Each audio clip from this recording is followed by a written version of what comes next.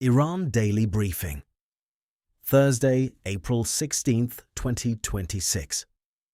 A second round of direct US-Iran peace talks could resume within days, but on the ground, the naval blockade is tightening, oil markets are registering the strain, and a jailed Nobel laureate is reported to be in critical condition. Today we have all three threads, and they are connected. This is Iran Daily Briefing for Thursday, April 16, 2026.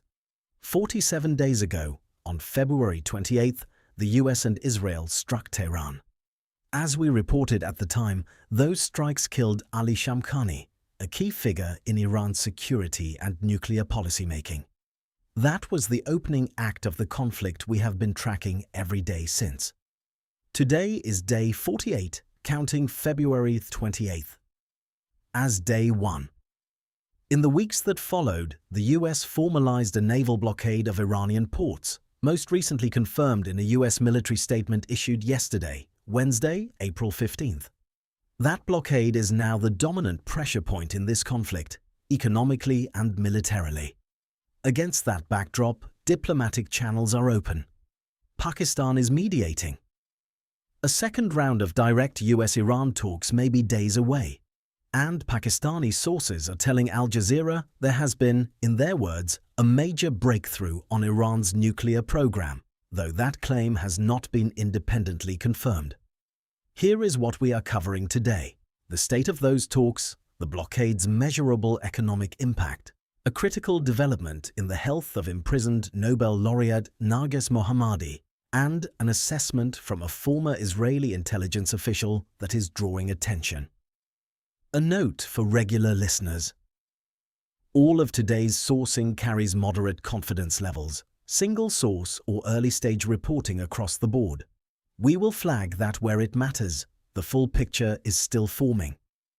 The diplomacy story today has two parts, and it is important not to blur them together. President Trump said a second round of direct US-Iran peace talks could resume within the next 2 days.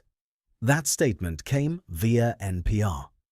Separately, Al Jazeera, citing Pakistani sources, reports the venue under discussion is Islamabad and that Pakistan is actively mediating the process. Those are two distinct claims from two distinct sources, and we are treating them that way. The Pakistani sources who spoke to Al Jazeera went further. They described what they called a major breakthrough over a deal on Iran's nuclear program. That phrase, major breakthrough, is their characterization, not ours, and at this point it rests on a single-sourced report. We do not yet know what specific terms are being discussed or what Iran's position is on the characterization. We are reporting it because it was stated. We are flagging it because it is unverified. What we do know is the structural context. The US has been explicit about its goals. The White House stated that its objective is to choke off Iran's oil export revenue through the naval blockade. That blockade was confirmed as fully operational yesterday, April 15th, with US Central Command reporting that the guided missile destroyer USS Spruance forced an Iranian-flagged cargo ship, which had departed from Bandar Abbas and attempted to exit the Strait of Hormuz, to turn back. The ship complied. So the diplomatic track and the military track are running simultaneously. That is the environment in which any second round of talks would take place. There is one more voice worth noting today. Ami Ayalon, the former head of Israel's domestic intelligence agency, Shin Bet, spoke to France 24. His statement was this: "There is a limit to what can be achieved by the use of military power against Iran." That is a notable remark from someone with his background. It is also, as reported, a single quoted statement. We are not in a position to characterize his broader position from one sentence. What to watch? Whether a second round of talks is confirmed in the next 48 hours, and whether any official from either the US or Iranian side corroborates the Pakistani source's claim of a breakthrough. If that language gets picked up by a second independent source, it becomes a materially different story. Story 1. The blockade's economic toll. The naval blockade is now producing measurable numbers, and one of them is striking. At an investment forum in Hong Kong on Tuesday, HSBC CEO George El-Haydari stated that a Sri Lankan buyer paid $286 per barrel of oil as a result of the US-Israeli war on Iran. That figure comes from Middle East Eye, citing El-Haydari directly. That figure, cited by the HSBC CEO, reflects the disruption the blockade is creating in oil markets. For context, within what we have reported this week, the US military has confirmed it is halting all sea trade going in and out of Iran. BBC Verify's ship tracking analysis found that of 15 vessels that crossed the Strait of Hormuz since the blockade began, 9 have links to Iran. The blockade is not airtight, but it is constricting. The Sri Lanka connection has another dimension. BBC Middle East reports that Sri Lanka repatriated 238 Iranian sailors who had been stranded following the US attack on the Iranian vessel Iris Dana. The BBC also reports that 104 people were killed in that attack. We should be clear, both figures, the sailor count and the death toll, come from a single BBC source, and we cannot independently verify them at this stage. Meanwhile, US Treasury sanctions have separately targeted a network linked to Mohammed Hossein Shamkhani, according to Middle East Eye. We have no further detail from our intel on the composition of that network or the timing of those sanctions relative to today's other developments. What to watch, whether any second source corroborates the Iris Dana death toll, and whether further shipping data emerges to clarify how effectively the blockade is being enforced beyond the Spruance incident. Story 2. Narges Mohammadi. The health situation of Nobel Peace Prize laureate. Narges Mohammadi has deteriorated sharply, according to reporting by France 24. Mohammadi has been jailed in Iran. France 24 reports that last month she suffered a heart attack, according to her supporters. Since then, her family and lawyers were allowed a second prison visit. Their account after that visit, her condition is now described as critical. These reports come from people close to Mohammadi, her family and legal team, as conveyed through France 24.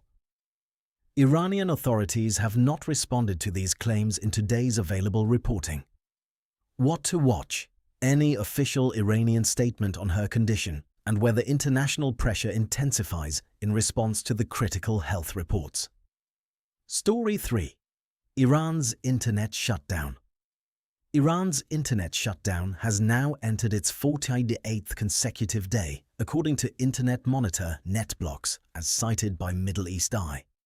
NetBlocks characterizes this as the longest continuous internet stoppage in recorded history, 1,128 hours without restored connectivity.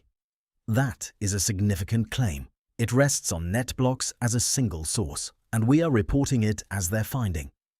The shutdown began at the outset of the current conflict and has continued without interruption.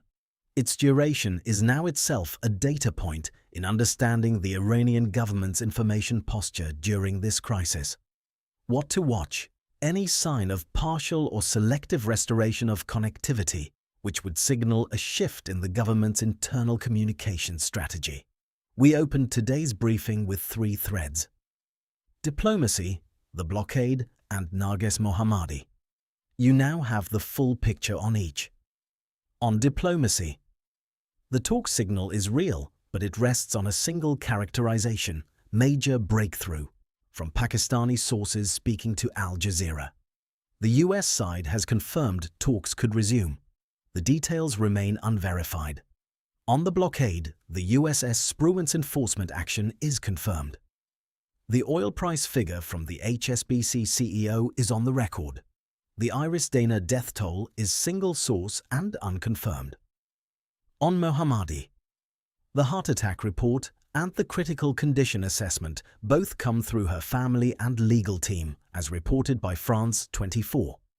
No independent confirmation is available. The Iris Dana attack and the naval blockade formalized April 15th together represent the military and maritime dimensions of this conflict. The date of the Iris Dana attack has not been confirmed in available reporting, so we cannot say with certainty how those two events relate in sequence. Here is what to watch in the next 24 to 48 hours. On the talks, President Trump indicated a second round of direct US-Iran negotiations could happen within 2 days. That means by Saturday, April 18th at the latest, we should know whether those talks are confirmed, delayed, or have quietly collapsed. Watch for any official statement from either Washington or Tehran, or from Islamabad that either confirms the venue or walks back the timeline. On the nuclear claim, Pakistani sources told Al Jazeera there has been a major breakthrough on Iran's nuclear program. Watch for whether any US, Iranian, or the IAEA official uses similar language.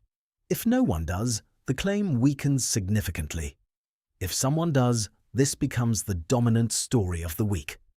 On the blockade, the Spruance incident is confirmed.